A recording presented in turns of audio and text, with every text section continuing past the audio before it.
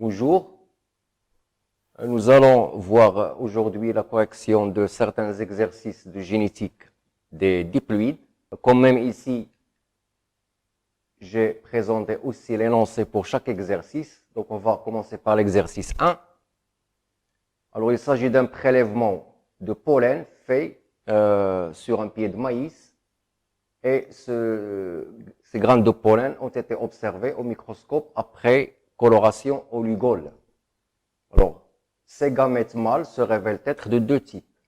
Donc, les uns se colorent en brun et les autres en bleu. Donc, on dénombre 495 qui se colorent en bleu et 525 qui se colorent en brun. Alors, sur cette ou ce même pied de maïs, on a pratiqué une autofécondation. Alors, c'est-à-dire que les gamètes mâles du pied de maïs vont féconder les gamètes femelles du même pied de maïs. Alors, l'épi issu de cette autofécondation contient deux types de grains. Des grains qui sont brillants et des grains qui sont mats. Alors, l'albumène des premiers se colore en bleu et l'albumène des grains mats se colore en brun. Et on dénombre 301 grains brillants et 98 grains mat. Donc, la question, c'est d'essayer d'interpréter ces résultats. Alors, on a un seul caractère, donc qui est coloration en bleu ou en brun, d'une part, et ce même caractère concerne l'aspect des grains de maïs brillants ou mat. Alors, l'épi du maïs duquel a été fait le prélèvement donne deux types de gamètes. Les uns se colorent en bleu, les autres en brun. Donc, pour ce couple d'allèles, cet épi de maïs, il est hétérozygote. Donc, il porte l'allèle BL, qui code pour le bleu, et l'allèle BR, qui code pour le brun. Donc, l'autofécondation faite sur cet épi de maïs, c'est le croisement entre ces deux génotypes, qui sont tous les deux hétérozygotes. Donc, c'est bleu-brun croisé avec bleu-brun. Alors, quand on regarde l'échiquier de ce croisement, on va avoir quatre génotypes. Donc, l'homozygote BL-BL, l'hétérozygote BL-BR et le dernier, le troisième, l'homozygote BR-BR. Alors, quand on compte ces grains de maïs issus de ce croisement, on trouve qu'il y en a 301 qui se colorent en bleu et 98 qui se colorent en brun. Donc, 301 et 98, ce sont des proportions 3 quarts, 1 quart. Et ces proportions 3 quarts, 1 quart, comme on l'a déjà vu, c'est une caractéristique de F2 du monohybridisme avec dominance et récessivité. Ce qui veut dire que dans notre cas, pour notre couple d'allèles BL-BR, l'allèle BL est dominant sur l'allèle BR. Donc, notre épi de départ, qui était hétérozygote, est en réalité F1 du monohybridisme avec dominance et récessivité. Donc, cet épi de maïs, il contient 100% de grains qui sont brillants, dont l'albumène se colore en bleu. Donc, c'est la fameuse loi de Mendel, la première, qui stipule l'homogénéité de F1. Donc, les parents de ce F1 seront bien sûr de race pure. Donc, le phénotype des parents, c'est le phénotype BL croisé avec le phénotype BR, et leur génotype, il est homozygote. Donc, BL pour le premier parent et BR pour le deuxième parent. Donc, on peut résumer tout ça dans un schéma. Donc, les parents P1, BL et l'autre parent, il est homozygote BR.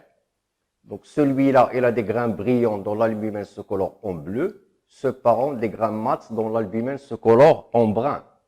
Donc, le croisement de ces deux parents va donner F1, donc qui est hétérozygote. Mais le phénotype, c'est la première loi de Mendel, F1, il est homozygote, c'est-à-dire tous les grains sont brillants et dont l'albumine se colore en bleu. Alors, c'est de cet épi qu'on a fait le prélèvement des grains de pollen tout à l'heure qu'on a coloré avec le Lugol. Donc, il a donné deux types de gamètes. Donc, par autofécondation, on va obtenir F2 qui contiendra les proportions 3 quarts, 1 quart. Donc, les 3 quarts qui sont brillants avec une coloration en bleu et 1 quart qui sont mat avec une coloration en brun. Alors, c'est tout ce qu'on peut dire sur cet exercice. Donc, il s'agit là tout simplement de rappeler le monohybridisme avec dominance et récessivité. Donc, ce monohybridisme donne, à partir de parents de race pure, une génération F1 qui est homogène. Les croisements de F1 entre eux donnent F2 avec les proportions 3 quarts, 1 quart. Donc, ça, c'est la deuxième loi de Mendel. Alors maintenant, nous allons passer à l'exercice 2. Alors, dans cet exercice, on dit que chez le pois, Mendel trouva que la coloration jaune du grain est dominante par rapport à la coloration verte et que le caractère ou l'allèle lisse est dominant par rapport à l'allèle ridé. Donc ici, nous avons deux couples d'allèles. D'une part, le couple d'allèles grand J, petit j, et d'autre part, le couple d'allèles grand L, petit l. Donc, le couple d'allèles grand J, petit j contrôle la couleur de la graine, et le couple d'allèles grand L, petit l contrôle l'aspect de la graine. Alors, on dit qu'on a croisé deux souches pures, donc l'une, elle est jaune lisse, l'autre souche, elle est vert ridé. Les individus de F1 sont croisés entre eux et on vous demande, premièrement, qu'est-ce qu'on va obtenir en F1 comme phénotype. Deuxièmement, on vous demande en F2 quelles sont les proportions d'une part entre jaune et vert et d'autre part entre lisse et ridé. Alors, les réponses donc à ces questions. Alors tout d'abord, ça on l'a déjà dit, on a deux couples d'allèles, grand J, petit j et grand L, petit l. Avec grand J domine petit g et grand L domine petit l. Donc notre croisement, c'est celui-là, c'est grand J, grand L avec petit j, petit l, c'est-à-dire une souche jaune lisse avec l'autre souche parentale qui est vert ridé. Donc ici on a le phénotype, ici les génotypes. Donc puisqu'ils sont de race pure, donc elles sont homozygotes, les deux parents. Alors bien sûr, F1 sera à 100% de génotype hétérozygote, grand J, grand L, sur petit j, petit l. Point de vue phénotype, 100% de cette génération sera de couleur jaune avec un aspect lisse. Donc c'est l'homogénéité de F1. Alors en petit a, on vous demande quels sont les phénotypes qu'on va obtenir en F2. Donc F2, c'est la génération qui est issue du croisement des individus de F1 entre eux. Donc ici, chaque individu F1 va donner 4 types de gamètes. Donc des gamètes parentaux, donc grand J, grand L et petit j, petit l, et des gamètes recombinés, c'est-à-dire grand J, petit l et petit j, grand L. La même chose pour l'autre parent. Donc, dans cet échiquier, on va obtenir 16 génotypes. Alors, j'ai représenté ici plusieurs couleurs pour montrer qu'on aura 4 phénotypes à partir de ces 16 génotypes. Alors, d'une part, les phénotypes parentaux, qui sont grand J, grand L et petit j, petit l, et les phénotypes recombinés, qui sont grand J, petit l et petit j, grand L. Alors, quand on compte le nombre de phénotypes dans cet échiquier, grand J, grand L, on va trouver qu'il y en a 9. Le phénotype petit j, petit l est présent une seule fois ici. Petit j, grand L, il est présent 3 fois. Et finalement, grand J, petit l est présent aussi 3 fois. Mais faites attention, ici, dans ce cas-là, on ne peut pas parler des proportions de chacun de ces phénotypes. Alors souvent, lorsqu'on voit cet échiquier, on dit que les proportions sont de 9, 3, 3, 1, c'est-à-dire la troisième loi de Mendel.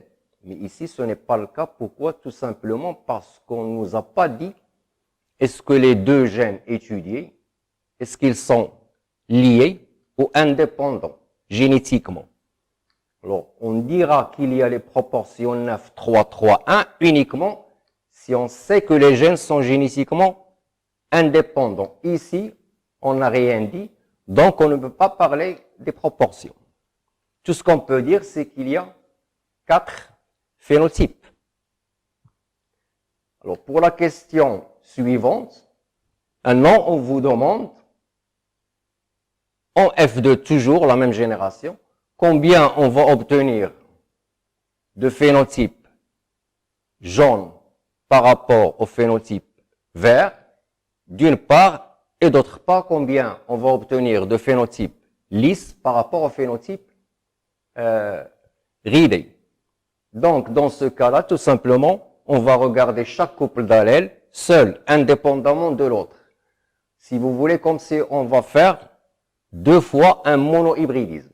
Donc, toujours dans cet échiquier, c'est celui de tout à l'heure, on va regarder d'une part J par rapport à petit j, et d'autre part grand L par rapport à petit l. Donc, quand on compte les grands J et les petits j, c'est-à-dire les phénotypes jaune et vert, on va trouver qu'on a 12 fois grand J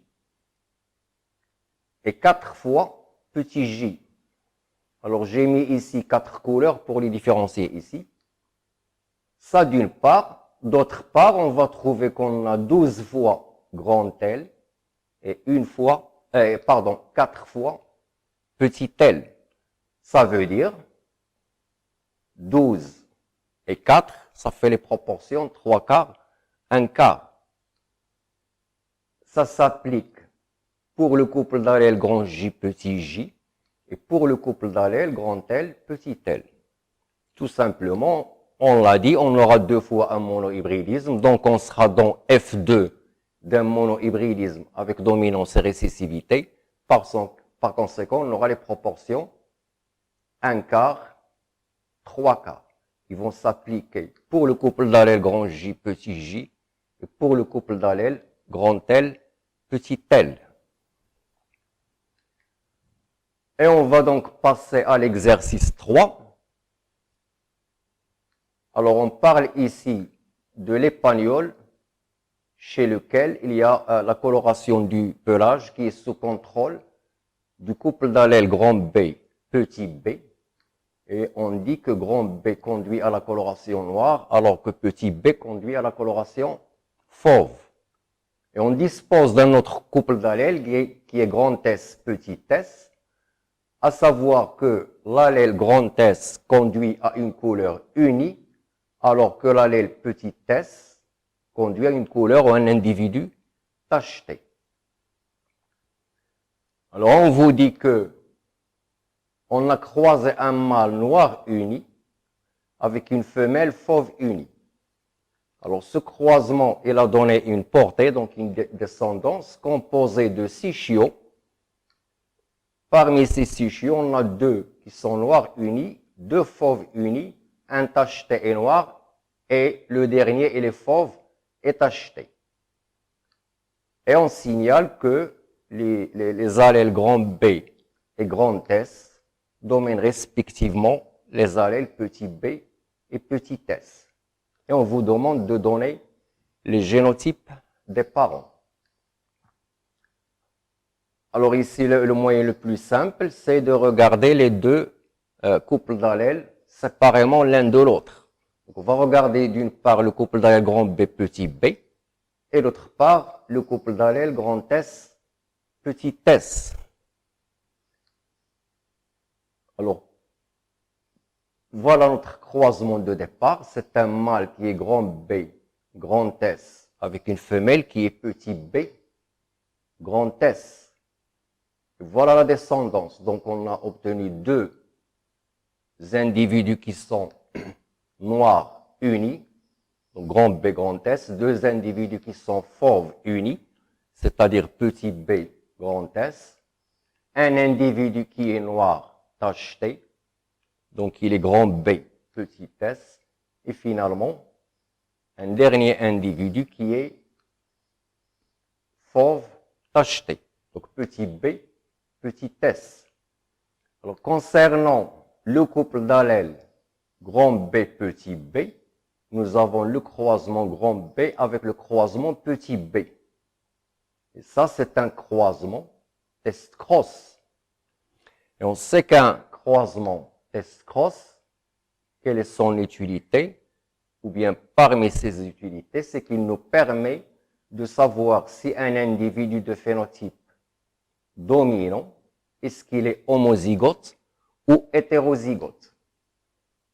Donc celui-là, il peut être soit homozygote, soit hétérozygote. Cet individu petit b, puisque b est récessif, donc cet individu, il est forcément homozygote récessif. Il est petit b, petit b. Il nous reste à chercher le génotype de celui-là. Donc il y a deux cas. Soit que celui-là, il est homozygote. Dans notre cas, il va nous donner un seul type de gamètes qui sont tous grand B. Celui-là, il est homozygote, il va donner aussi un seul type de gamètes. Et donc, dans ce cas-là, si celui-là est homozygote, on aura une descendance du test cross qui est à 100% grand B petit b. Donc, de phénotype grand B. À 100%.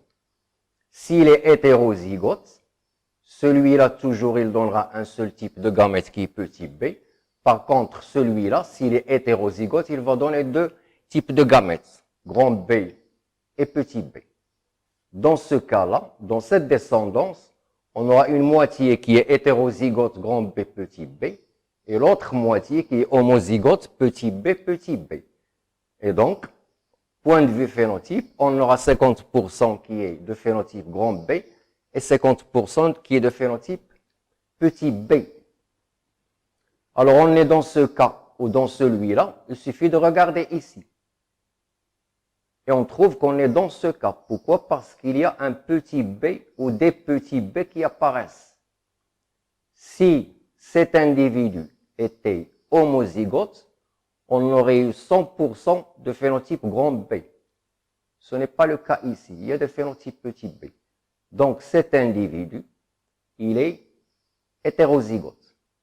Donc dans ce croisement, ici vous avez grand B sur petit b. Ici, c'est petit b sur petit b. Maintenant, concernant le couple d'allèles grand S, petit s, les deux parents sont de phénotype grand S. Donc, chacun des deux parents, il est soit homozygote, soit hétérozygote. Mais logiquement, si au moins l'un des deux parents est homozygote, toute la descendance sera grand S, puisque grand S est dominant. Or, ici, il y a des individus qui sont petit s. Ça veut dire tout simplement que ces deux parents, tous les deux, sont hétérozygotes.